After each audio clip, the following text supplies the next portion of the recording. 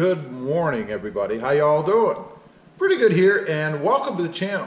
It is a bit chilly, as you can tell here, in the 50s, the low 50s right now. But I wanted to get on here and talk about what it would take for me to buy the next generation, the remodeled Tundra.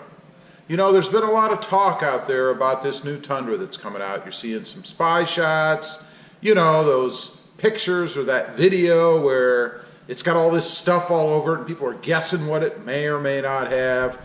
Who knows? But I'm going to tell you what it would take for me to consider buying the new Tundra. Now, I had one, as many of you may know. I had a 2018 Limited Crew Max. And awesome truck, loved it. But there were some things that it was missing. Some things that I even have on the Tacoma back here that it didn't have. So these are some things that, in addition to what mine had on it before, or to replace, to make better maybe some of the things that mine had on it before, that the new one would have to have for me to even consider buying it. And the first one is keyless entry. Keyless entry. You know, I want to be able to walk up to the truck with the fob in my pocket, touch the handle, and have it unlock. Pretty simple, right? There's a lot of vehicles that have that right now. My Tacoma has that, but my Crew Max didn't. I don't know why. It's got to have that. That should just be a standard feature these days. The electronic or electric locking tailgate. Again, the Tacoma has it. My Tundra didn't have it. But what I want is when I get out of the truck, you know, and I lock it up or whatever, walk away, I don't want to have to worry about running around to the back, stick my key in there to lock the tailgate. Now, a lot of people have said, well, what does it matter, you know? Well, I don't know if they consider that tailgates are a pretty popular item for theft. You know, they're worth money out there, and if you can just walk up, unlock it, open it, whatever, rip it off, because they're not going to take your wiring off nicely, and be gone with it, it's worth a little bit of money. So you got to keep it locked. And I don't really care where you live, you know. If you go anywhere and leave your truck sit, you should always lock the tailgate, because again, it is a valuable commodity and people steal them. So I want mine to lock automatically, like my Tacoma does, on the new Tundra. Third is the infotainment system. And this might even cover the whole interior of the truck, really. I want something that is modern, up to date, something that has all the latest and greatest stuff on it. Something that looks good, that looks modern. I don't want to get in a brand new truck that I just paid, I don't know, 50, 60 grand for, and feel like I'm sitting in the 90s. You know, I had issues, I've mentioned this many times with my Tundra, with my phone, it wouldn't connect, or people couldn't hear me on the other end. You know, I don't, again, have that problem in the Tacoma. They took care of it. If it ever was a problem in the Tacoma, I don't know. But I want an up-to-date infotainment system, and along with that, and this is a personal preference, so you may not all agree, I want something bigger. You know, that new 12-inch system that they have in the Ram is awesome. It reminds me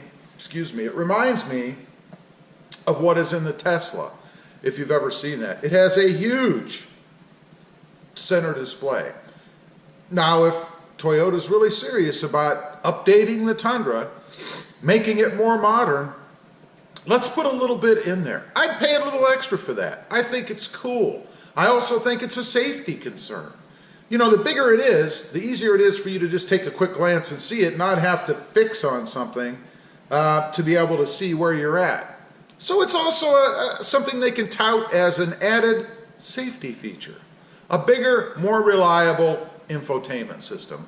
Along with that, like I said, the interior as a whole, the gauge clustering, all that good stuff needs to be updated. Again, and I keep going back to the Tacoma because it's what I have, this is more modern feeling than what I had in my Tundra. Next, we have to talk about it. I've got my flame jacket on. gas mileage, right? I mean, the Tundra, it just sucked. You know, I took it on a long trip. I drove from Ohio to Texas and back, and I think I might have gotten as high as maybe 16.9 mile per gallon on the freeway. 16.9 on the freeway. That's horrid. That's terrible. Now, I'm not talking about some big major increase here. You know, people are throwing around numbers out there like, oh, it's going to get 30 miles to the gallon. Well, if you think that, I think you're nuts. There's no way it's going to get 30 miles to the gallon unless they completely gut the truck, replace everything with aluminum, take all the weight out, put a 4-cylinder, maybe a 6-cylinder motor in it. I don't know. It's never going to get 30 miles a gallon. What I'm looking for, and I don't think I'm being unreasonable, around town I'm looking for something like, I don't know, 18 mile a gallon, something like that, 17.5 to 18.5, somewhere in that range. And then on the freeway, when I'm just out there cruising, you know, it'd be nice to have low 20s, 23, 24, let's go to 25. Now to do that, obviously they're going to have to change some things. Cylinder deactivation. My Ram Rebel had cylinder deactivation. It got pretty okay gas mileage.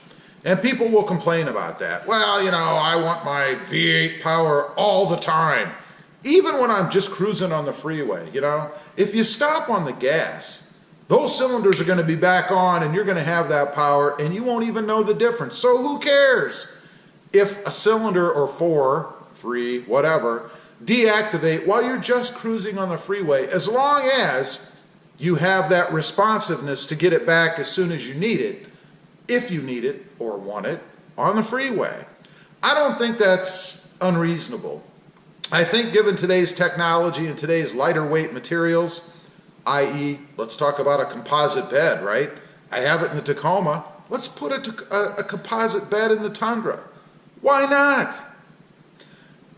Better gas mileage. It needs better gas mileage. In this day and age, there's no excuse to having a truck that when you take a freeway trip, it's getting 16-some miles to the gallon. It's absurd. The last item that I'm going to talk about, and this is just crazy to me, is storage. It's a giant truck, which is great. It's one thing that I loved about it. It's huge inside, cavernous, the biggest one I'd been in, at least the biggest feeling one I'd been in. But storage is at a premium in the Tundra. There isn't any. In the Tacoma, in the back seat, I have a seat that folds down. You know, or folds up and down, I should say. The seating surface folds up, the back folds down. You can store stuff flat across there if you want. You can put stuff behind the seat. It even has storage areas behind the seat. You know, little cubbies or whatever, where you can put stuff in if you want to. It also has under-seat storage. It has 2 bins under the seat. You can fold the seats up, and underneath the seats is storage. Why doesn't the Tundra have that? I know they used to have it, and in some models, you may still be able to get it, I don't know, but the Crew Max did not have that. It didn't have any of that. No storage under the seats. Yeah, there was a gap about that big or so where you could slide something under there and then hope you could find it later, or maybe it didn't slide back out and be sitting underneath your passenger's feet. I don't know. But it didn't have any usable storage in the back. It's crazy. Why not? Again, my Tacoma has it.